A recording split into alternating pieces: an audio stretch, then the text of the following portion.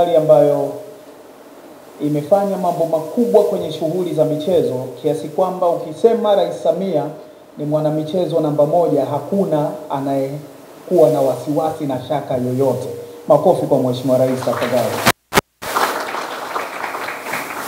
Serikali hii ya Dr. Samia Suluhu Hassan imeendelea kusimamia maendeleo ya michezo na hasa mchezo unaopendwa zaidi duniani, mchezo wa mpira wa miguu, kwa vile unauweka Tanzania kwenye ramani ya michezo duniani. Wiki moja na kitu iliyopita ndo klabu ya Simba imetajwa kwa klabu barani Afrika. Lakini hilo limekuja kama fanikio mwisho kati ya haya mengi ambayo yametokea katika kipindi hiki cha miaka minne cha uongozi wa Mheshimiwa Rais Daktari Samia Suluhu Hassan. Kitakwimu, hakuna wakati wowote nchi hii kwenye historia yake imewahi kufanya vizuri kwenye mchezo wa mpira wa miguu kama hiki.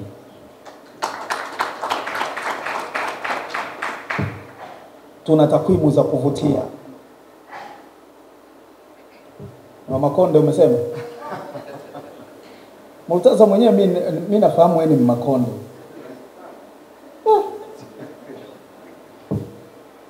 Kutoka kwenye kufanya vizuri kwa klabu zetu mpaka timu zetu za taifa. Juzi Mheshimiwa Waziri wa Habari, Utamaduni, Sanaa na Michezo Profesa Palamagamba John Aidan Mwaluko Kabudi alikuwa anataja nafasi ambazo timu zetu za taifa zimefuzu kwenye michezo inayoandaliwa na shirikisho la mpira wa miguu barani Afrika. Tumefuzu kwenye mashindano 7 yanayoandaliwa na CAF. Nchi pekee kwenye bara la Afrika ambazo zimeweza kufuzu kwenye nafasi kama sisi ni Senegal na Morocco. Hayo sio mafanikio madogo. Kutoka kama ambavyo ndugu yangu Ahmed ametangulia kusema hapa, kwenye jezi za kushona mpaka huku kwenye kufanya timu 7 zifuzu kwenye mashindano makubwa kabisa yanayoandaliwa na shirikisho la soka barani Afrika CAF. Hii ni safari.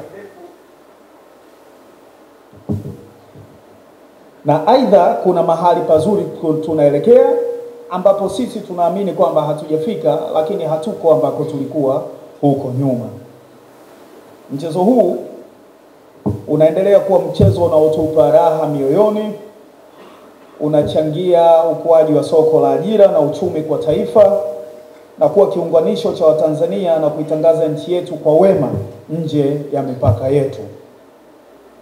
Kwa kutambua umuhimu huu, serikali inafanya jitihada kubwa kushirikiana na mamlaka zinazosimamia mchezo huu, vilabu vya soka na wadau wengine wote, wakiwemo wapenzi wa mchezo huu kote duniani, ili kufikia malengo ya jumla yanayoweza kufikiwa kupitia mchezo huu kama taifa. Mimi nimeanza kuwa naibu waziri wa wizara hii wakati ule ikiwa Wizara ya Utamaduni, Sanaa na Michezo mwezi Februari mwaka 2023. Wakati ule bajeti yetu iliyokuja miezi kadhaa baadaye ilikuwa bilioni 35. Sijui kama mnaelewa. Yaani hela ambayo Simba inaingiza leo kwa kipindi cha miaka 5 ilikuwa hela nyingi kuliko bajeti yetu ya wizara kwa wakati huo. Lakini katika kipindi cha miaka miwili hii bajeti yetu kwanza ilipanda ikawa bilioni 380 na kitu. Na sina lengo la kuireveal sasa hivi kwa sababu hatujaisoma bado, lakini niwahakikishie bajeti yetu mwaka huu inapanda kuliko ilivyokuwa bajeti yetu ya mwaka jana. Makofi kwa Mama Samia tafadhali.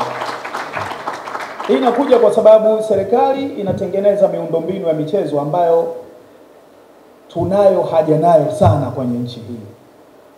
Nazo nchi wakati huu ambapo tunakwenda kuandaa AFCON na CHAN zilikuwa zinasema kama hawako tayari kwa ajili ya kuandaa hiyo AFCON na CHAN, mtupe sisi, kwa sababu wana miundombinu mingi ya michezo ambayo hata hawana matumizi nayo moja kwa moja.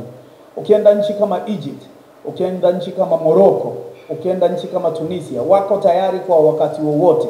Wakiambiwa mnaandaa AFCON mwezi ujao, watu hao wako tayari. Hiyo ni safari ambayo sisi kama nchi tunatakiwa kwenda nayo. Kwa hivyo Mheshimiwa Rais alitupa ridhaa, akatuelekeza na akatuunga mkono kwa kuelekeza fedha zitengwe na zije kwenye wizara yetu ya Habari, Utamaduni, Sanaa na Michezo kwa sasa, ili kuweza kujenga miundombinu mbalimbali ya michezo. Kwa hivyo mimi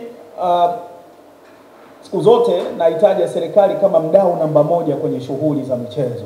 Kabla ya taasisi, kabla ya mtu yoyote mwingine binafsi, serikali ndio ambayo inawekeza sana kwenye shughuli za michezo, hasa kwenye miundombinu ya michezo.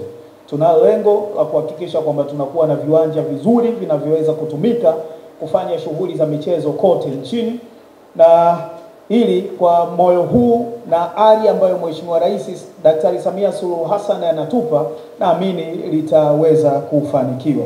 Sisi wasaidizi wake tumepanga kutomwangusha Mheshimiwa Rais. Kibinafsi kabisa, mimi nafahamiana na viongozi wengi wa vilabu vikubwa. Watu wa mpira tunajuana. Japokuwa Murtaza anasema mimi ni mtu wa muziki, mimi yoyo, lakini yeye ndo mtu wa mpira, lakini sio kweli. Mimi ni mtu wa mpira kama alivyo yeye. Na kwenye maeneo mengine na mzidi. Kuna mahali ananizidi na nakubali, lakini kuna mahali na mzidi kwenye baadhi ya maeneo. Nalisema hili kwa sababu nafahamu uwezo mkubwa na vichwa vizuri walivyo navyo viongozi wengi wanaoongoza timu zetu na wanaoongoza mamlaka za mpira wa miguu Tanzania. Vichwa vyao naamini vina uwezo wa kufanya maamuzi makubwa yenye manufaa ya muda mrefu kwa vilabu hivi, mpira wa Tanzania na Tanzania yenyewe kwa ujumla. Kwa hivyo kusema kweli napata ukakasi na huwa inanishangaza tunapofanya maamuzi ya, sio nitumie neno la mtaani, la kigoloko, kitoto na yasiyoingia akilini, na maamuzi haya yakawa ndio maamuzi yanayosimikwa na vilabu vyetu. Huwa inanishangaza sana. Moja ya mambo ambayo yamekuwa yananishangaza kwa muda mrefu na sijawahi kudecode kwamba tunakwama wapi, ni kwamba nafahamu vilabu hivi vimefikia mahali pa kuendesha shughuli zake kwa weledi wa hali ya juu, na kwa uwezo wa viongozi wetu vilabu hivi vinaweza kuendesha shughuli zake kama vilabu ambavyo sisi tunaviona kama vilabu vya mfano duniani kwa ukubwa wa viwango vyetu, na kila kitu kiwe chenye kuandikika kinaweza kupita kikakagulika na kuwekewa alama za namna kwa namna zinavyokubalika. Sasa wiki 3 zilizopita mimi nimeenda kuzindua uwanja kule Singida. Uwanja wa klabu ya Singida Big Stars. Klabu ambayo ina miaka michache tu, wote tunafahamu. Singida Big Stars sio Simba, sio Yanga. Lakini kwa idadi ya watu mnaowafahamu, kwa mfano wapenzi wa Simba ambao wangekuwa tayari kuweka akili kuchangia hali ya kiuchumi na kuhakikisha nyenzo zote zilizoko katika mikono yao zinatumika ili kuhakikisha klabu ya Simba inakuwa na uwanja, inanishangaza kwamba klabu ya Simba haina uwanja mpaka leo. Kwa hivyo hili nililolisikia leo limenitia moyo sana. Na kwa kampuni ya Jairuti, ili kusema kweli mmesema mambo mengi mazuri, lakini hili la uwanja mimi ndio naona ni jambo la kwanza kabisa ambalo klabu ya Simba inatakiwa kulifanya. Hii ni challenge na wapa wazabuni wetu wapya, lakini na uongozi wa klabu ya Simba na klabu nyingine kubwa nchini hapa kuhakikisha ya kwamba tunakuwa na viwanja vyetu. Hata matatizo mengi yametokea hapa katikati, ni aibu kuona, sio haya ya juzi, ya kabla ya hapo, ya watu kuhama viwanja na kusimangana na vitu vya namna hiyo. Unaona haya yote yasingetokea kama klabu hizi kubwa zingekuwa na viwanja vyake. Hili ni jambo linatia simanzi. Naamini kama kweli mnaupenda mpira wa miguu, kama kweli mnaipenda klabu yetu, hili ni jambo ambalo sasa hivi linatakiwa litoke kwenye makaratasi na liende likawekwe pale kwa vitendo. Tuone matofali, tuone pichi zikitengenezwa, na klabu ya Simba iwe ina uwezo wa kucheza mechi zake angalau hizi za ligi kwenye uwanja wake. Ule uwanja wa KMC una watu 4,000, 6,000, 4,000, 8,000. Kwa hiyo tukiwa na kiwanja kina watu 10,000, 12,000, mechi zote zinaweza kuchezwa pale za ndani, na hizi mechi sasa tunazoenda kucheza na Al Masry, Stellenbosch, uwanja wa serikali huko pale, na tutaweza kutumia, hakuna mtu yote atakaye uzuia, lakini tuupunguzie matumizi, na hata uwanja wetu kuharibika kila wakati ni kwa sababu shughuli zote tunataka kuzifanya hapo hapo. Kwa hivyo tukiweza kuupunguzia mzigo wa matumizi kwa sisi kutengeneza viwanja vya timu hizi zetu kubwa, angalau kuwa zinafanya shughuli zake za michezo kule, itafanya tuwe na miundombinu bora ya michezo ambayo tunaitunza kwa kiwango cha juu kabisa. Kwa hivyo nitumie fursa hii kufuatia hayo niliyoyasema hapa nyuma, kuipongeza klabu ya Simba kwa kuendesha mchakato huu wa zabuni kisomi na kisasa namna hii.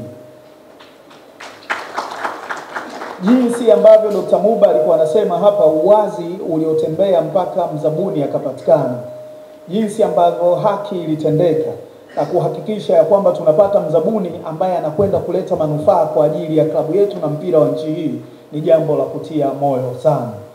Na naamini yote ambayo mlikuwa mmeyakusudia katika utaratibu mzima na mpaka mnampata mkandarasi huyu, mzabuni huyu, naamini atakwenda kutimia, na yale ambayo yalikuwa mioyoni mwenu, ndoto ambazo zilikuwa vichwani vyenu, kwenye vichwa vyenu, mtaziona zikitekelezeka.